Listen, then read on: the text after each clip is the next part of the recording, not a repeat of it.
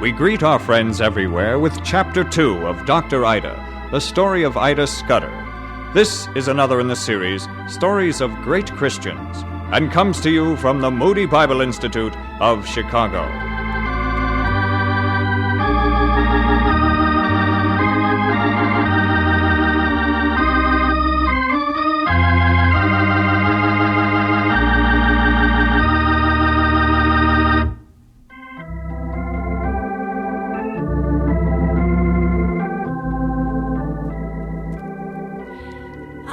Ida Scudder. The last time we visited together, you learned how my brother and I returned to India, where my father was a missionary doctor. I had told all of my American friends that I would never become a missionary. But when we learned that my mother was seriously ill, whom I had not seen for 6 years, I signed on with our mission board as a short-term missionary, chiefly in order to get back to India to be with my mother. I suppose that my motives might be questioned, but I now know that the Lord led me even in these. My, Ida, we have so much to catch up on. Mother, we'll have lots of time for that. First of all, I want to know how you are. Really, you look so tired. Well, I'm fortunate to have a doctor in the family, Ida. Your father has taken good care of me. You're still not answering my question. Well, it began as one of those strange tropical diseases, and then a blood test gave us serious concern. Your father can give you the details. Mostly, I think I was just exhausted and run down. With rest and a careful diet and your father's medication, I'm feeling much better. Although I still can't do as much as I would like. Well, that's why I'm here, to do as much as I can to help you. Now we're going to have some talk about you. First of all, tell me all about Northfield. Oh, how I wish I could have been there for the graduation. It was beautiful, Mother. You would have loved it. There were so many beautiful flowers. I'm so glad you still love flowers. I remember that you were our best gardener on the farm in Nebraska. I brought some seeds with me, and I intend to plant some flowers here just as soon as I can. How about tennis? I brought my racket. There's a court here in Tindivanam, one the British officials use. You and Harry must try it out. You might even get your father to play a set or two. Great. Now, tell me about Mount Hermon. Mother! Now, surely the boys at Mount Hermon have discovered the girls at Northfield.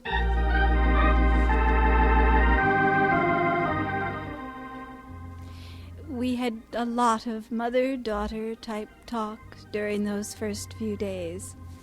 There was so much to rediscover about each other. Happily, we had kept in close touch by way of our weekly letters, and it was relatively easy again to find an openness with each other, in which some of our deepest thoughts and hopes were shared. One of these conversations dealt with my feelings about my father. Ida, I must ask you about something that may be a bit hard for you to talk about. What is it, Mother? Your father feels quite deeply about it. He thinks you're avoiding him, that for some reason you don't want to talk to him. Oh, Mother! I believe I have noticed it, too. What is the matter, Ida? Your father cares a great deal about you, my dear. It doesn't make much sense, I'm afraid. When I try to look at it objectively, to analyze it, it just doesn't seem reasonable at all. I wish you'd try to tell me about it. Well, I guess I blame Dad for our years of separation. What do you mean? 12 years ago, we left India, all of us together. Mm-hmm. I was only 8. Yes. Your father had some special medical studies he needed to take. Then we moved to that wonderful farm in Nebraska. All of us were still together. And those were happy days. Then, 8 years ago, Father decided to return to India, alone, because he felt he was needed here. Mm-hmm. And 2 years later, I rejoined him. Is that what bothers you, Ida? I know you wanted to be with him. And to help him. I know you felt duty-bound to be a missionary, too. But 6 years ago, you left the 6 of us alone. Oh, my darling, that was the most difficult decision of my life. If I had it to do all over again, I'm not sure I would have done what I did. For many months I felt I had to explain to everyone I met why I had left my 6 children in America. Was it that difficult for you? Well, we stayed with relatives for a while, as you know. They meant well, but it wasn't the same as being with our own family. And you... Then there was boarding school, and that certainly wasn't like home. Are you really blaming your father? Or me? If he weren't a missionary, he wouldn't have come back to India, and you wouldn't have decided you had to be with him. We could have been a family, the 8 of us, together, instead of trying to keep up with each other by way of letters. I'm sorry, Mother. I have no right to talk this way. You have every right. You were hurt. And I honestly haven't known how much you were hurt until now. Your father didn't wish for us to be separated. He felt obligated to return because there was so much need in India, and he was one of the people who could do something about that need because he was a doctor. We shed many tears about being separated from each other. After 2 years had passed, I felt my place was with him, knowing he was working himself too hard and that he wasn't getting any younger. And I also felt that you children deserved the kind of education which wasn't then available here in India. It was a difficult decision for missionary parents to make. We hoped and we prayed that we'd made the right one. I still hope that, Ida. It's been such a long time. And there have been so many times that I wanted to be with you and talk and cry. Oh, my poor little Bonnie. Being a member of a missionary family isn't one of the easiest things in the world.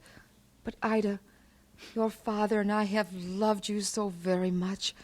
Both of us have thought of you and prayed for you many, many times every day. And in our own way, I think we've missed you as much as you've missed us. Don't blame your father. Blame me if you must blame someone. Your father's a great man and a dedicated man, as you know. He's also a man who feels very deeply about things. When you grow older, perhaps you'll come to realize how difficult it is sometimes to establish priorities about caring for things and people which really matter. Think about that, my dear, and talk with your father.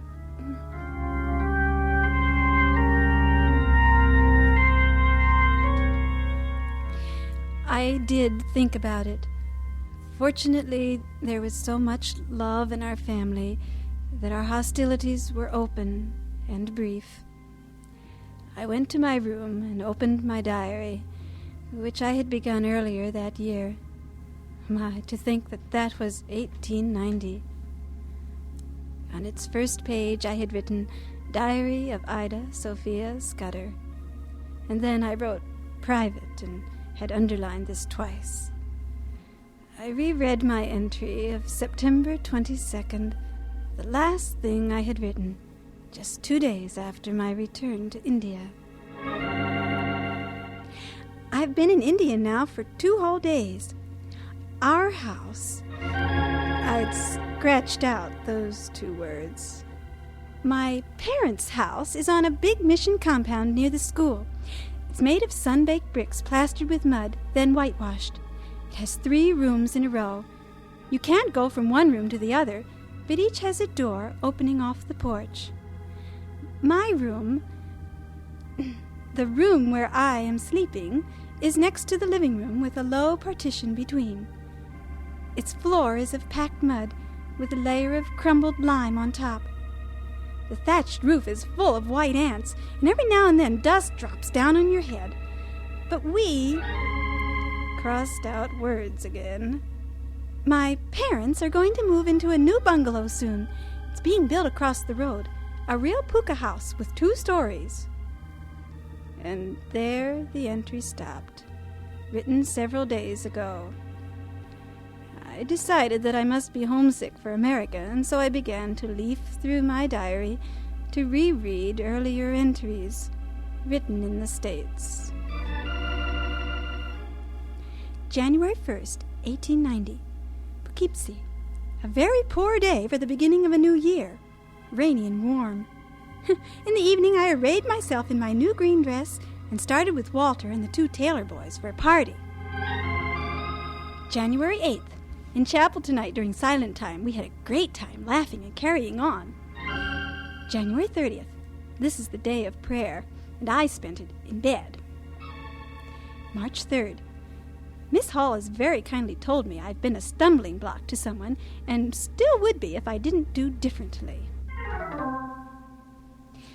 There was more, much more. I could hardly believe I had written some of this less than 6 months before. Ida Scudder, a frightened, silly little egotist. Ida, the gay, irrepressible, the leader of pranks, voted the most popular girl in her class. I hoped I had matured a bit, just a little bit, since graduation. I thought I had. We'll be a full day en route, Bonnie. Think you'll manage? Oh, yes. I want to make this trip very much. To see my Uncle Jared, of course.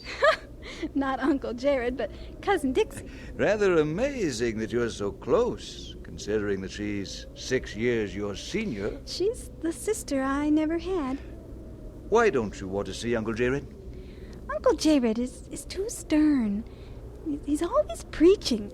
I just don't feel comfortable around him. And how long has it been since you've seen Jared? 12 years? Quite a long time to harbor an impression. Well, it's still a strong memory. Illogical, perhaps, but it's there. Jared is intense. In his own way, I suppose he's stern, but he can also be intensely funny. I know his sense of humor. Say, I'm glad we brought the portable organ. I'll be happy to hear you play it. Did I say something wrong? I've heard about that organ ever since you brought it. You wrote me to keep up my piano lessons because it would help me to play the hymns on this organ when I became a missionary in India. Oh, so that's what's bothering you. You do play the organ quite well, you know. I suppose so. Ida, no one is forcing you to be a missionary. No one. You're here on a short-term contract. You'll probably be teaching. That's all anyone expects. I think everybody in the whole world expects a Scudder to be a missionary. Well, there have been a lot of us Scudders in missionary work. But believe it or not, there have been a few who were other things. Now, don't misunderstand me. Personally, I'd be delighted to see you choose India as your place of service. I'll never force you into it. Thank you, Dan. You know and love the Lord. How you will serve him is a matter between the two of you. And there are many wonderful and essential ways to serve. Being a missionary is only one way. A good way, but only one way. Don't ever forget that, Bonnie.